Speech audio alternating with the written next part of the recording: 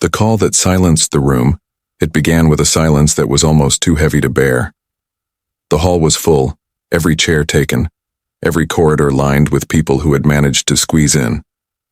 Outside, hundreds more waited, listening through giant screens. The atmosphere was charged, not with noise but with a strange kind of expectation, the sort that makes people hold their breath without realizing.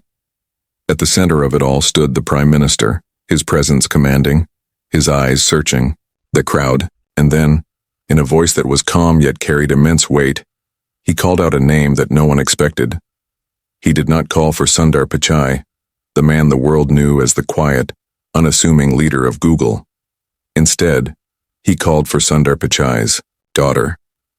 And in that instant, time seemed to stop. Everyone turned, eyes darting, whispers rippling like waves. Why her? What would she do? And what could possibly unfold in the next few minutes that would make even the most powerful men and women in that hall fall into stunned silence? To understand this moment, you must travel back, far before the polished stage, far before the flashing cameras and the neatly dressed officials. You must go back to a modest home in Chennai, India, where a young boy named Sundar lived a life that was ordinary in the eyes of many, but extraordinary in the way it shaped him. His father worked as an electrical engineer. His mother managed the home, and Sundar grew up surrounded not by luxuries but by lessons. The house was small, simple, filled with the smells of home-cooked meals and the sound of neighbors calling across narrow streets. There was no private car waiting outside, no air conditioner to fight the heat, no endless supply of books or gadgets. There was only what was necessary, and even that sometimes felt stretched thin.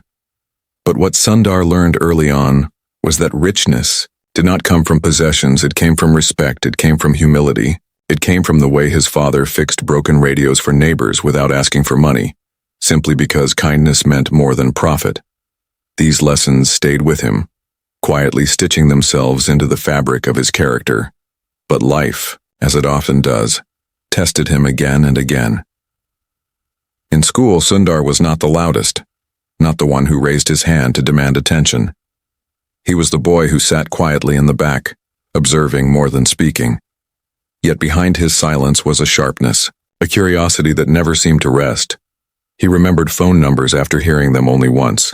He remembered the exact words people spoke to him, the details that others forgot. It was as though his mind was always awake, always recording. But even with such gifts, Sundar struggled with doubt. Would someone like him, from such a modest home, ever be able to stand tall in a world that seemed built for the wealthy and the bold?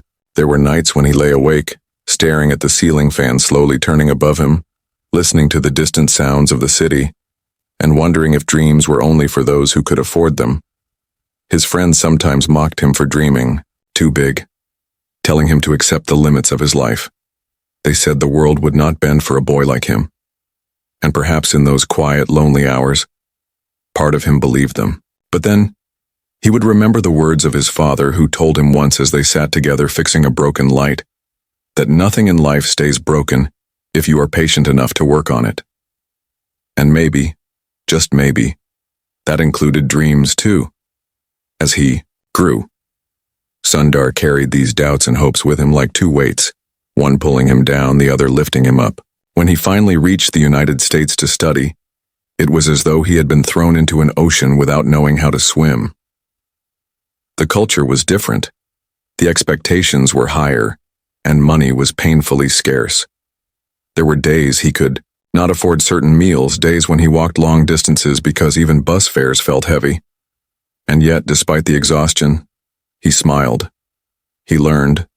He endured, and slowly, people began to notice him, not for his wealth or his loudness, but for the quiet resilience that seemed to glow in him. Years later, when he became the CEO of Google, the world praised his intelligence, his leadership, his calm nature in the middle of storms. But what the world often forgets is that behind every title is a human being who once struggled to believe in himself, who once feared that his voice might never matter. Sundar's journey was never about glory. It was about resilience, humility, and the belief that kindness could exist even in the most competitive of worlds. And so, when Modi ji called his daughter forward on that stage, Sundar's mind flashed, back through all those years, all those sacrifices, all those nights of doubt and mornings of quiet determination. He looked at her, standing in the crowd, her small figure suddenly under the weight of countless eyes. She hesitated for a moment, her hands trembling slightly. After all, she was not used to being the focus of such attention. She was not the CEO of a global company, not a public figure trained to smile through pressure. She was simply his daughter, a young girl who had inherited not his title, but his humility. The silence in the room grew deeper as she stepped forward, each footstep echoing louder than the applause that had filled the hall only moments before. Sundar's heart pounded. He was not afraid of failure in business, not afraid of challenges in technology, but in this moment as a father, he was terrified. What would she say? How would she handle this? Would she be crushed under the weight of expectation? Or would she rise in a way that no one could have predicted? The Prime Minister smiled as she approached, his eyes gentle yet searching. The cameras zoomed in, capturing her every move, and millions of people across the world leaned closer to their screens, waiting. Sundar's wife clasped her hands together, whispering something under her breath, perhaps a prayer, perhaps a plea. The air itself felt heavy, like a curtain about to be pulled back on a play that no one had rehearsed.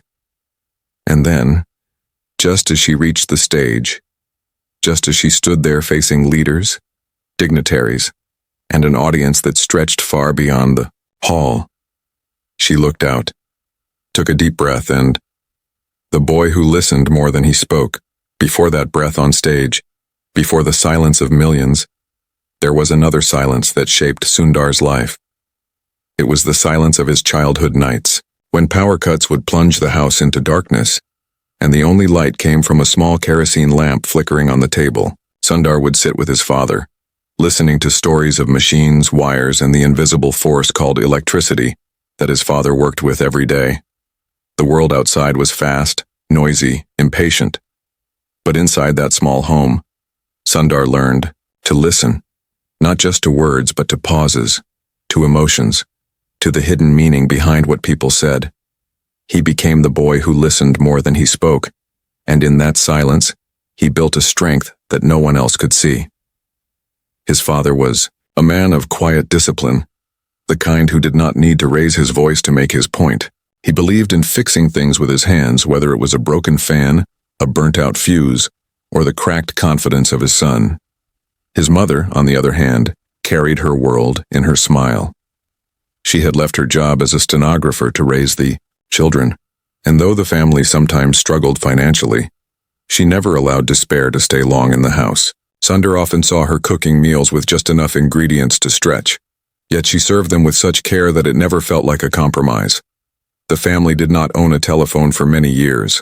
When a phone finally came into their home, Sundar treated it as though it was a treasure chest. He would dial numbers again and again, memorizing them instantly, almost playfully, as though his mind was designed to hold on to patterns the way others held on to melodies. His friends teased him, but Sundar never argued.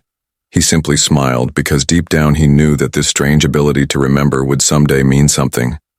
School was not easy. Sundar was not the kind of boy teachers noticed immediately. He was quiet, his clothes simple, his eyes often downcast. There were times when classmates mocked him for his modest background, whispering about how he wore the same set of clothes too often, or how he never brought the latest gadgets or toys. Sundar felt those words, each one like a stone thrown into his heart. There were days when he returned home, walked past his mother's smile, and hid in his room to cry silently. But in those tears, something else was born, a stubbornness, a refusal to allow cruelty to define him. He decided that if he could not outshine them with wealth, he would outshine them with patience, with humility, with knowledge. Still, the doubts lingered. There were nights when Sundar questioned if dreams were even meant for someone like him. He had seen wealth from a distance, through the glass of shops he could not enter, through the shining cars that drove past his street, through the glossy magazines filled with people who looked nothing like his family. Was the world already decided, with gates that only money could open? But then came the moments that reminded him otherwise.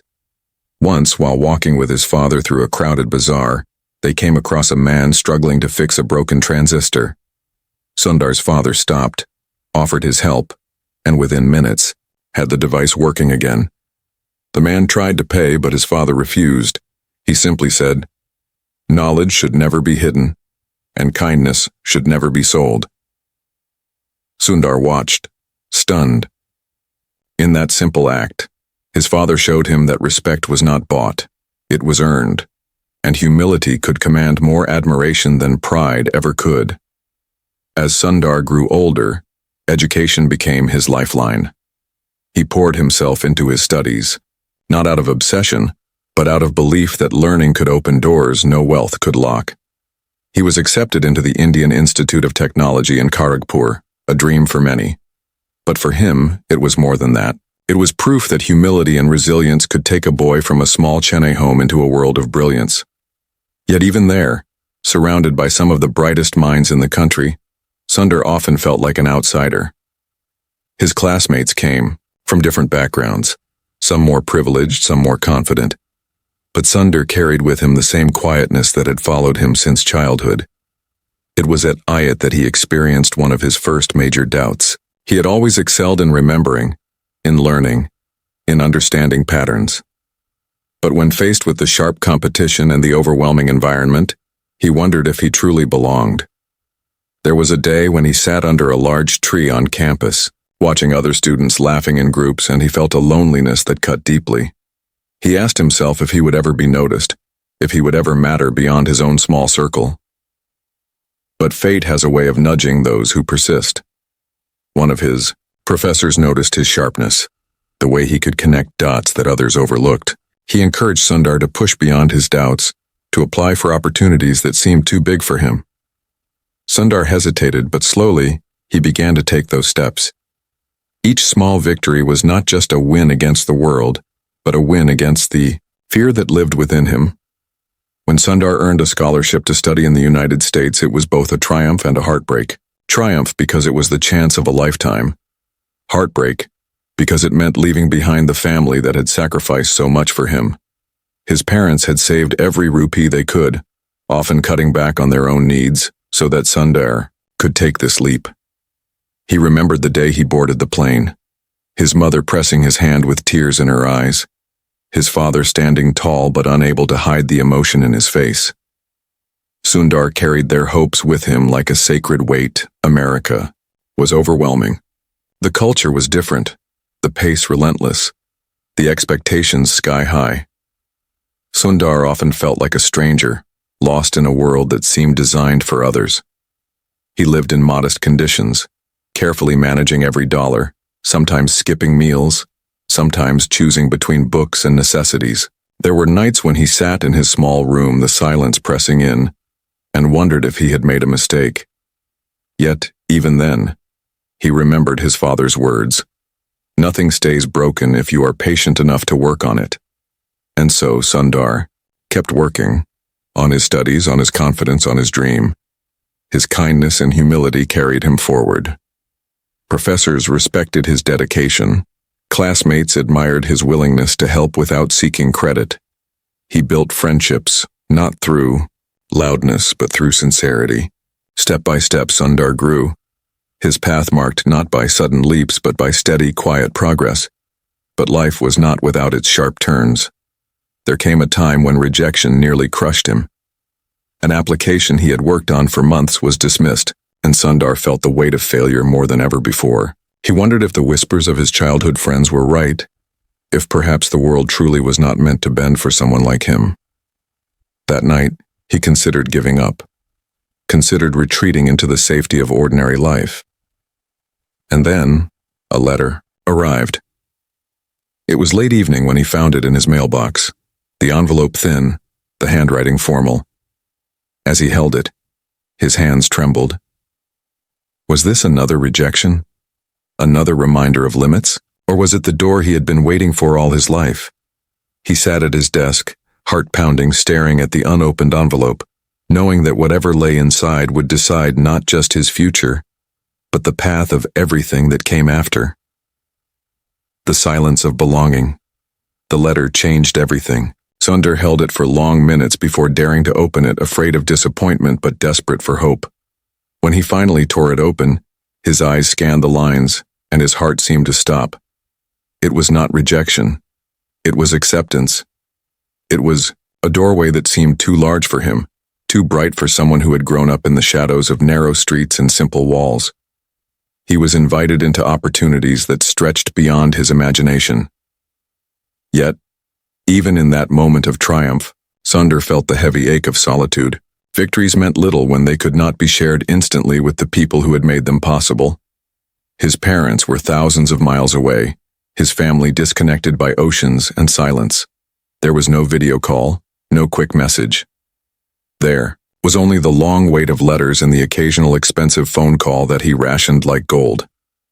In America, Sundar learned that belonging was not something you could buy.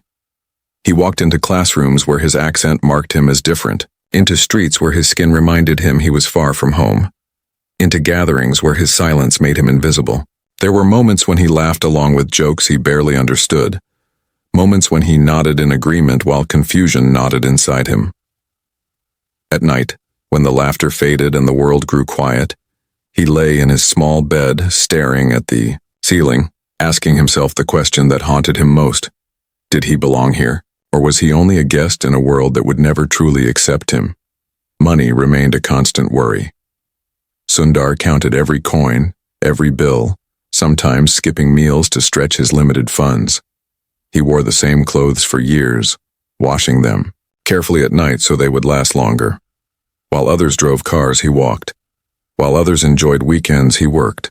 He endured the loneliness of a life that demanded sacrifice, but through it all, he carried with him a secret resilience. He had lived with less before. He had seen struggle in his childhood. America was harder in many ways, but Sundar knew how to survive hardship. And survival was not enough. He wanted to grow, to rise, to prove to himself and to the world that humility could build greatness. Yet, even as his studies flourished, Sundar faced moments of deep pain. One winter evening, walking back from the library, the cold wind biting his skin, he overheard two students speaking about him. They spoke casually, unaware he could hear. They mocked his clothes, his quiet nature, his lack of social presence. Sundar stopped in his tracks, the words piercing him more sharply than the cold. He wanted to shout, to defend himself, but the weight of humility held him back. He walked on, his steps heavy, his heart heavier. That night, he wrote a long letter to his father, confessing his doubts, his loneliness, his fear that maybe he was not strong enough to survive this world. Weeks later, a reply came. His father's words were brief, but they carried more power than any lecture. My son, gold does not shine in the mine. It must be taken out, tested in fire, and then the world sees its value. You are in the fire. Now, shine later. Sundar read those words again and again, each time feeling a new strength awaken inside him. Slowly, the quiet boy from Chennai began to rise. He worked harder than anyone else, not because he wanted fame, but because he believed in effort. He believed in showing up, in listening, in caring about details that others dismissed. Professors noticed his patience, his ability to see connections others missed. Classmates, once dismissive, began to approach him for help, and Sundar, true to his nature, never refused. He explained without arrogance, guided without pride. His kindness became his strength, and little by little he began to belong. Beyond studies, Sundar found himself facing another challenge, the balance of ambition and family. He had fallen in love, quietly, deeply, with a woman who understood him beyond words. But love, too, required courage. Sundar was not wealthy. He could not promise a life of luxury. What he could promise was honesty, humility, and effort. When he confessed his fears about being unworthy, she looked at him and said something that would echo in his heart for years. A man is not measured by what he has, but by what he gives. And you give kindness. Those words became his anchor, the reminder that even in the chaos of ambition, love and humility were the truest measures of a man. But even as his life gained direction, shadows returned. Sundar faced a professional betrayal that shook him deeply. He had worked tirelessly on a project, putting in countless hours, shaping it with care. Yet when success came, credit was taken by someone else, his name left in the background. Sundar smiled politely, said nothing, but inside the old doubts resurfaced. Perhaps he was destined to remain unseen. Perhaps humility meant invisibility. For days he struggled, the bitterness creeping in like a slow poison. But one evening, he remembered his father's transistor repair in the bazaar, the refusal to take money for knowledge. And Sundar realized something profound. Respect earned quietly lasts longer than recognition stolen loudly. With that, he chose not bitterness but resilience. He continued his work, continued his quiet rise. Soon, opportunities came that no one could steal from him. His ideas, his leadership, his ability to remain calm in storms. These qualities drew people to him. He was offered roles of greater responsibility, chances to shape not just projects but visions. The boy who once wondered if dreams were only for the wealthy now found himself shaping dreams for millions. Yet, success never erased his humility. He remained soft-spoken, approachable, always listening more than speaking. He never forgot the sacrifices of his parents, the words of his father, the courage of his mother, the laughter of his wife. He never forgot the pain of exclusion, the sting of loneliness, the taste of hunger. All of it became part of him, a silent force guiding his every step. And as the years passed, as Sundar climbed higher, as he became a name known across the world, another challenge began to rise quietly in the background: his role as a father. He wanted to give his children everything he never had, yet he also wanted them to inherit the humility that had shaped him. He feared that the comfort of their life might soften them, that they might not learn the strength that comes from struggle. It was a fear he rarely spoke about, but one that grew with each passing year. Then, one evening, as the sun set outside his home, he received a message that would connect all the threads of his life together. It was an invitation, formal and powerful, from the highest office in India. Prime Minister Modi was hosting an event and Sundar was asked to attend. It was not just a meeting, it was a stage, a gathering of leaders, thinkers, and dreamers. Sundar knew the weight of such an event, but he did not know the twist it would hold. The invitation mentioned something unusual. It did not just request Sundar's presence. It asked for his family to join him. Sundar read the line again and again, unsure of its meaning, unsure of what awaited. And in that moment, a familiar unease returned. The same unease he felt as a boy in school, as a student in America, as a man betrayed at work. He knew that something unexpected was coming, something that would test not his titles but his deepest values. The weight of quiet power. By the time Sundar stood at the helm of Google, the world saw him as a symbol of brilliance, a man who had climbed from the narrow streets of Chennai to the towering offices of Silicon Valley. The headlines spoke of his calm leadership, his quiet decision-making, his uncanny ability to navigate storms without raising his voice. But behind the polished image there was a man who carried not just the weight of a trillion-dollar company, but the ghosts of his past. The boy who once sat under flickering lamps, the student who had doubted his worth, the young man who had walked miles to save a few coins. Success had not erased those memories. If anything, it had made them sharper, more haunting. Because now he knew what it meant to have power, and he feared what power could do to a man who forgot humility. The world of technology was not gentle. It was ruthless, filled with voices that shouted to be heard, with egos that clashed like storms, with ambitions that consumed friendships. Sundar often found himself in rooms where others fought for dominance, their words sharp, their gestures aggressive, and yet he never raised his tone. He listened, he waited, and when he spoke, his words carried the weight of stillness. Some mistook his quietness for weakness at first, but soon they realized it was his strength. In moments of crisis, when anger flared and fear spread, Sundar's calm became a beacon. He did not lead by force. He led by presence. But leadership came with scars. There were days when decisions kept him awake at night, knowing that a single choice could affect millions of lives. There were days when criticism rained down on him, sharp and unforgiving, painting him as too slow, too soft, too silent. Sundar bore those words the way he had borne the taunts of his classmates long ago, quietly, patiently, letting them sting but not destroy. He knew that humility did not mean ignoring responsibility, but rather carrying it without letting pride take root.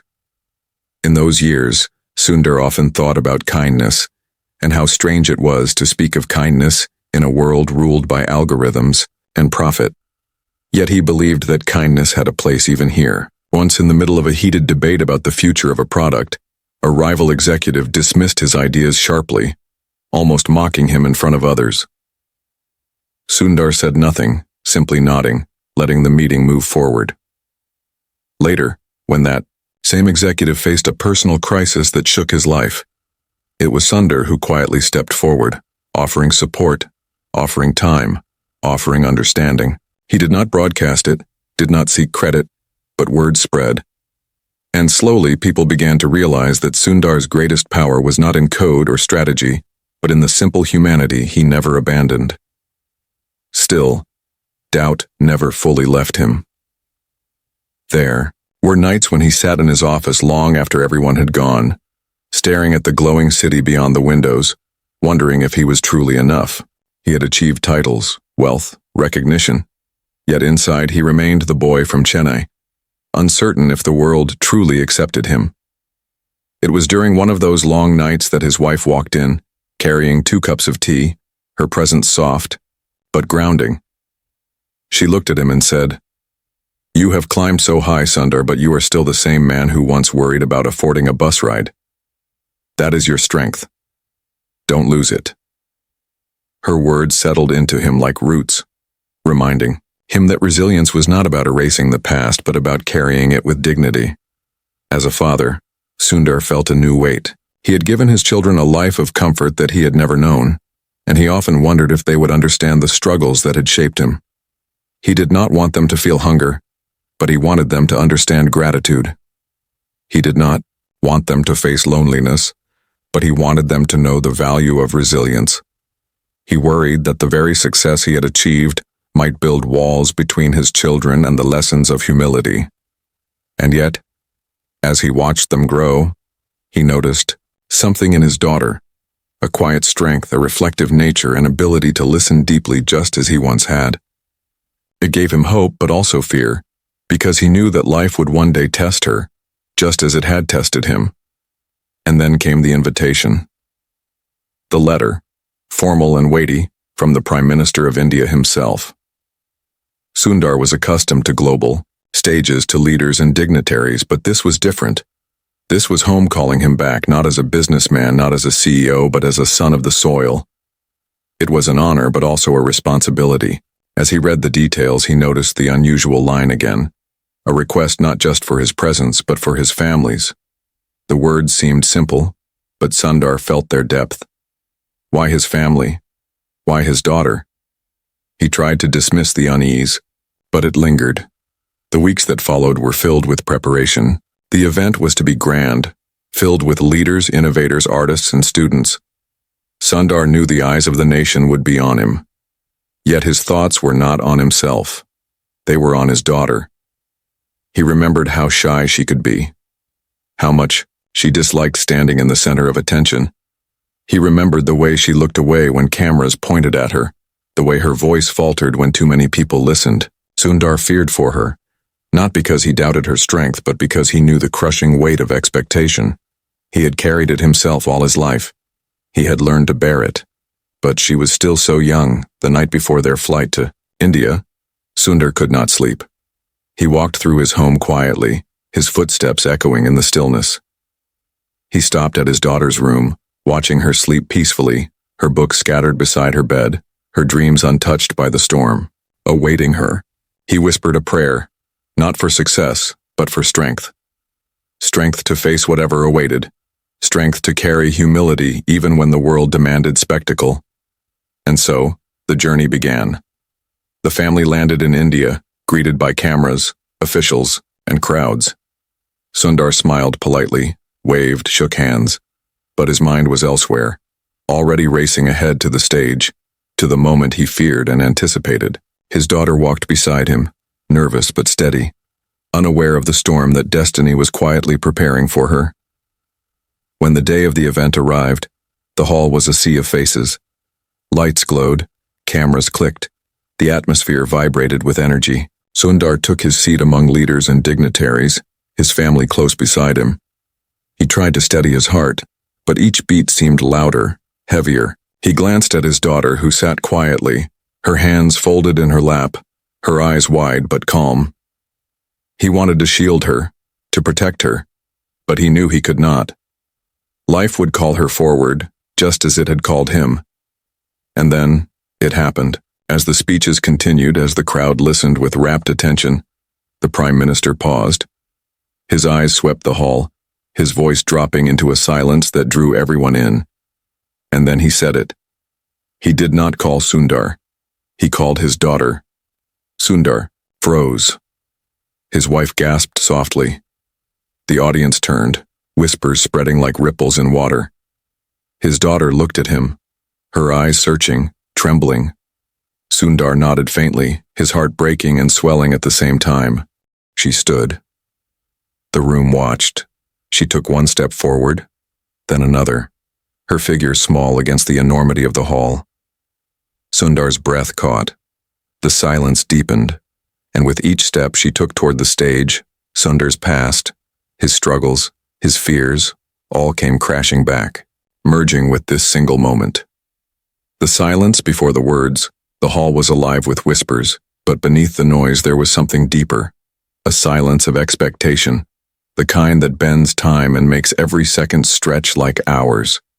Sundar's daughter had risen to her feet, her small frame standing out against the towering grandeur of the hall. Chandeliers hung above like frozen stars, casting golden light across rows of leaders, artists, innovators, and students. Television cameras zoomed in. Screens across the world flickered and millions of eyes followed her every step. Sundar watched, his heart tight in his chest.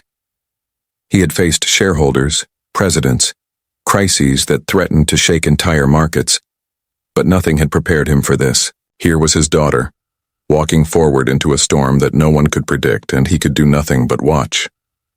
She moved slowly, almost too carefully, as though each step carried the weight of generations. Sundar's mind raced back to his own childhood, to the narrow lanes of Chennai, to nights of hunger, to mornings of resilience. He remembered how he had once been that child, unsure of himself, afraid of being noticed, terrified of not belonging. Now he watched his daughter relive his journey in a different way, under the brightest lights imaginable. He wanted to call her back, to shield her, to say that she did not need to do this. But he stayed silent, because he knew this was her fire to walk through. The Prime Minister stood waiting at the center of the stage, his eyes warm but steady, his presence filling the hall. He had spoken before to leaders of nations, to millions of citizens, to critics and supporters alike. Yet now, in this moment, his attention was fixed on one young girl making her way toward him. Sundar's daughter climbed the small set of stairs, leading to the stage. The wooden floor creaked faintly under her feet, a sound so small yet so sharp in the silence that it echoed in Sundar's chest like a drumbeat. She stood there, finally, under the glow of lights, facing not only the Prime Minister but the sea of eyes that waited. Her hands trembled slightly at her sides, her lips pressed together, her breath shallow. She was young, unprepared for this, yet there was something in her eyes, a flicker, faint but real, that reminded Sundar of himself.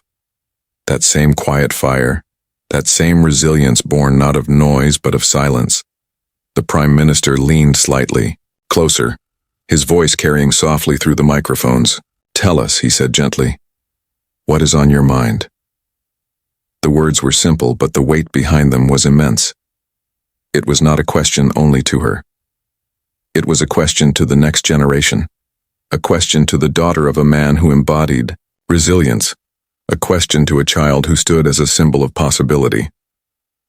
Sundar gripped the edge of his chair, his knuckles white. His wife clasped her hands tightly together, her lips moving in silent prayer. The audience leaned forward as though pulled by invisible strings. The cameras zoomed in closer, capturing the slight quiver in the girl's chin, the uncertainty in her posture, the deep breath she drew as she prepared to speak. Inside her mind, thoughts collided. She remembered the stories her father had told her, of walking through the heat of Chennai, of studying by dim light, of the quiet strength her grandparents carried. She remembered her father's humility, the way he never let pride sit on his shoulders, the way he spoke of respect as though it were more valuable than wealth, and she remembered her own struggles, smaller in scale but heavy in her young heart. The pressure of being his daughter, the weight of expectations, the fear of not being enough. The silence stretched longer. The audience began to shift in their seats, whispers rising again. What would she say? Would she say anything at all? Sundar's chest felt as though it might collapse. He wanted to run to her, to hold her hand, but he knew this was not his moment. It was hers. She looked at the Prime Minister, then at the audience, then finally at her father. Their eyes met across the hall. Sundar gave her a small nod. Nothing grand, nothing commanding, just a quiet gesture that said, "You are enough." She closed her eyes for a brief moment, and when she opened them again, something had shifted. The trembling lessened. Her breathing steadied. She stepped closer to the microphone, her lips parting, her voice about to emerge into a world that waited to judge, to listen, to be moved.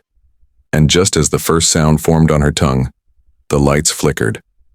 It was only for a second, barely, noticeable to some, but enough to jolt the moment. A hush fell over the hall, deeper than before, almost fearful. The Prime Minister's expression remained calm, but his eyes sharpened. Sundar's pulse quickened. His daughter's voice finally broke the silence. It was soft, uncertain, but it carried into the microphones, magnified across the vast space. She began. The word hung in the air like a fragile thread. The audience leaned closer. Sundar held his breath, and then before she could finish, something unexpected happened. A loud noise from the back of the hall, sudden and jarring, cutting through the fragile silence. Heads turned, security shifted, whispers swelled into gasps. Sundar's daughter froze, her voice caught in her throat, her eyes wide with fear and uncertainty. The moment had been shattered, the world's attention pulled into chaos. Sundar rose halfway from his seat, torn between rushing to her and holding back.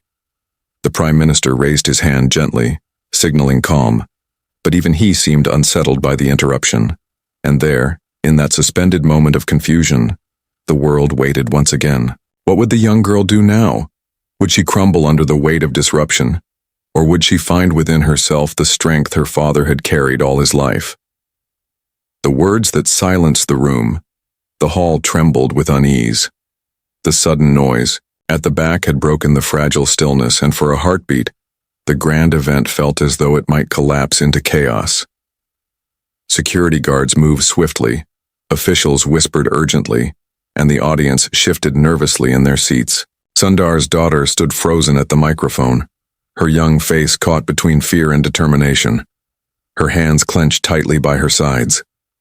Sundar himself felt his chest ache, every instinct screaming to run to her, to shield her, to take her away from the crushing gaze of thousands. But something inside him held him still. This was her moment, her fire, and she had to face it herself. The Prime Minister's hand lifted gently, a silent command for calm, and the hall began to settle again. The noise faded, the whispers quieted, and once more the silence returned. Heavier this time, more expectant, like the air before a storm.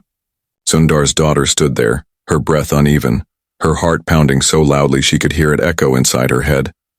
She looked at the audience, at the sea of faces waiting, judging, hoping. She looked at the Prime Minister, his eyes steady, kind but searching, and then she looked at her father. Their eyes met across the hall. Sundar gave her the smallest of nods, the same nod he had given her countless times when she was afraid, on her first day of school, at her first recital, during moments when her voice trembled and her courage wavered. It was not a nod of command but of belief. It said, "You are enough. You always have been." She closed her eyes for one long breath, and when she opened them, something inside her had shifted. The trembling slowed. Her shoulders straightened. Her voice, when it came, was soft, but clear. "I once asked my father," she began, her words echoing across the hall, "if he was ever afraid when he was young." The audience leaned forward, the silence absolute now. Every sound outside the hall swallowed. Sundar's heart clenched as he realized what she was doing. She was not speaking as the daughter of a CEO. She was speaking as the daughter of a man, a boy from Chennai, a dreamer who had once doubted himself. "He told me," she continued, her voice gaining strength with each word, "that yes, he was afraid of failing, afraid of not belonging, afraid that his dreams were too big for the small world he lived in. But he also told me something else. He told me that fear is not the end. Fear is the beginning. Fear means you are about to do something that matters." A murmur rippled through the crowd, soft and reverent. Sundar sat frozen, tears burning in his eyes.